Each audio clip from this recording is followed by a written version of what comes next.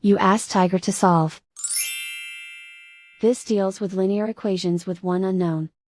The final result is x equals -5. Let's solve it step by step. Group all constants on the right side of the equation. Add 1/3 to both sides. Combine the fractions.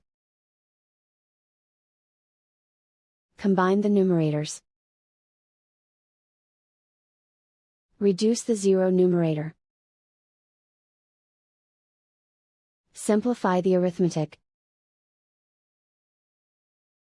Convert the integer into a fraction. Combine the fractions. Combine the numerators. Isolate the x. Multiply both sides by inverse fraction 3/1. Group like terms. Multiply the coefficients. Simplify the fraction. Multiply the fractions. Simplify the arithmetic. And so the final result is x equals -5.